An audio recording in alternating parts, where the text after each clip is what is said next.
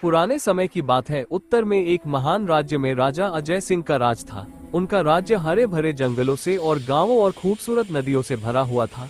वहीं राजा की एक बेटी राजकुमारी देवयानी थी जो बहुत खूबसूरत थी। उसकी खूबसूरती की चर्चा दूर दूर तक फैली हुई थी। राजकुमारी देवयानी का मन अक्सर महल की चमक दमक और धूमधाम से बोर हो जाता था।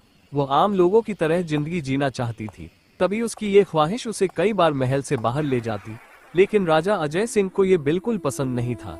राजा के मन में ये फिक्र रहती थी कि उनकी बेटी के साथ कुछ बुरा ना हो जाए।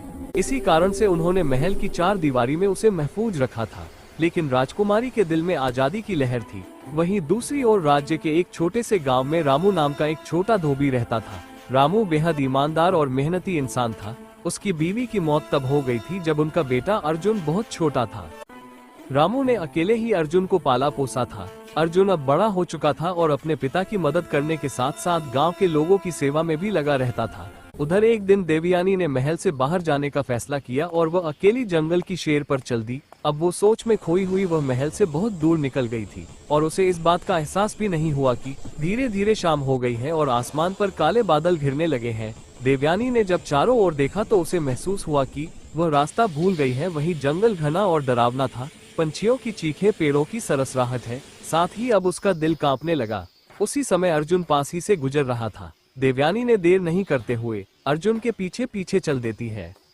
अर्जुन ने बिना सोचे समझे उसकी मदद की और उसे महफूज जगह पर ले आया। देवयानी ने सुकून की सांस ली और अर्जुन का शुक्रिया किया। वह नहीं जानती थी कि अर्जुन एक गरीब धोबी का बेटा है। अर्जुन ने भी राजकुमारी को पहचानने की कोशिश नहीं की, क्योंकि उसके लिए हर इंसान बराबर था। दोनों के बीच बातचीत शुरू हुई और अर्जुन को राजकुमारी की बातें और सादगी बहुत पसंद आई।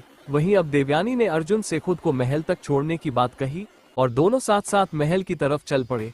इस सफर के दौरान अर्जुन की ईमानदारी और बहादुरी ने देवयानी का दिल जीत लिया। जब देवयानी महल पहुंची तो उसने अर्जुन से इजाजत ली, लेकिन मन ही मन उसे महसूस हुआ कि वो इस गरीब लड़के को चाहने लगी है। लेकिन उसके बावजूद भी देवयानी अर्जुन के बारे में सोचती रही। अब उन दोनों पर रहा नहीं जा रहा था तो देवयानी अर्जुन से मिलने के बहाने ढूंढने लगी, साथ ही जंगल में मिलने भी जाती है। कभी महल से बाहर उसे बुलाने का कोशिश करती है। दूसरी तरफ अर्जुन भी देवयानी के बारे में सोचने लगा था। वह जानता था कि वो सिर्फ एक गरीब धोबी का बेटा है और देवयानी जैसी राजकुमारी उसकी पहुंच से बहुत दूर है, पर दिल के आगे कोई भी बहाना काम नहीं करता है। अर्जुन भी अब देवयानी के प्यार में पागल हो गया था। दरबारियों और मंत्रियों ने ये खबर राजा अजय सिंह तक पहुंचाई कि उनकी बेटी एक गरीब धोबी की बेटी से मिल रही है। राजा को ये सुनकर गुस्सा आ गया और उन्होंने तुरंत देवयानी को बुलाया और उससे रिश्ते के बारे में पूछा। देवयानी ने बिना डरे अपने पिता को सब कुछ सच सच बता दिया।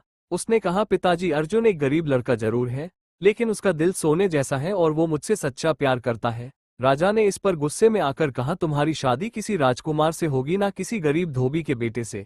अगर तुमने उसकी तरफ देखने की भी कोशिश की तो मैं उसे मौत की सजा दे दूंगा। वही राजकुमारी ने अर्जुन से शादी करने का पक्का इरादा कर लिया था। राजा अजय सिंह ने आखिरकार इस प्यार को रोकने के लिए एक प्लान बनाया। उन्होंने अर्जुन को बुलाकर कहा, अगर तुम मेरी बेटी से शादी करना चाहते हो तो तुम्हें 3 नामुमकिन शर्त पूरी करनी होगी। अगर तुम ये शर्त पूरी कर पाओगे तो मैं तुम्हें अपनी बेटी का हाथ दे दूंगा। अर्जुन ने चैलेंज एक्सेप्ट कर लिया, भले ही वह जानता था कि आसान नहीं होगा। देवयानी ने भी अर्जुन को हौसला और बधाई दी, साथ ही कहा, मैं तुम्हारे साथ हूँ अर्जुन, चाहे कुछ भी हो जाए हम एक साथ रहेंगे। राजा का पहली शर्त थी कि सबसे ऊंचे ज्वालामुखी से एक जड़ी बूटी लानी होगी जो राजकुमारी की सेहत की समस्या को ठीक कर सकती थी। ये जड़ी बूटी उस जगह पर पाई जाती थी जहां ज्वालामुखी कभी भी फट सकता था। अब अर्जुन ने बिना किसी डर के उस पहाड़ी पर चढ़ना शुरू किया। उसके रास्ते में बहुत परेशानियां आई, पर उसने हौसला नहीं छोड़ा और अपनी ताकत से जड़ी बूटी ले ही आया। अब जब अर्जुन जड़ी बूटी लेकर लौटा तो राजा भौचक्का रह गया, क्योंकि उसे उम्मीद नहीं थी कि अर्जुन ये काम पूरा कर पाएगा। अब राजा ने दूसरी शर्त रखी कि एक खतरनाक राक्षस का खात्मा करना है जो राज्य के पास एक जंगल में तबाही मचा रहा था। अर्जुन को उसे मारकर उसकी हड्डी राजा के सामने लानी थी। अर्जुन ने अपने हौसले और चतुराई से राक्षस से मुकाबला किया। इस लड़ाई में अर्जुन ने अपनी बहादुरी से राक्षस को हरा दिया और उसका सिर लेकर महल लौटा। राजा को अब अर्जुन की बहादुरी पर थोड़ा तो यकीन होने लगा था, लेकिन वे कभी भी उसे अपनी बेटी के लायक नहीं मानता था। राजा ने अर्जुन के सामने अब तीसरी और आखिरी शर्त रखी। उसे एक जादुई तालाब से बेशकीमती हीरा लाने को कहा। इस तालाब में बहुत से योद्धा पहले भी गए थे, लेकिन कोई वापस नहीं आया। अर्जुन ने हिम्मत नहीं हारी। उसने देवयानी की याद में अपने आप को हौसला दिया और उस तालाब में कूद पड़ा। तालाब के भीतर उसे एक अजीब रोशनी दिखाई दी, और जब उसने वो हीरा हाथ से छूने की कोशिश की तो तालाब के भीतर से एक आवाज आई, सिर्फ वही इसे ले सकता है जिसके दिल में सच्चा प्यार हो। अब अर्जुन ने अपने प्यार को याद किया और पूरी ताकत लगाकर हीरे को निकाला। कुछ देर में उसे लेकर बाहर आ गया और राजा के पास ले आया। अब अर्जुन ने तीनों शर्त पूरी कर दी थी। राजा अजय सिंह को अब कोई शक नहीं रहा था और वो समझ गया कि अर्जुन ही उसकी बेटी के लायक है। आगे राजा ने अर्जुन और देवयानी की शादी की इजाजत दे दी। साथ ही शादी बड़े धूमधाम से हुई, जिसमें चारों ओर के लोग आए और लोगों ने अर्जुन और देवयानी को आशीर्वाद दिया। पूरे राज्य में ये बात सुनकर खुशियां फैल गई और हर कोई उस समय बहुत खुश था। उस तरह ये कहानी यहीं खत्म हुई। कहानी अच्छी लगी तो लाइक जरूर करना दोस्तों।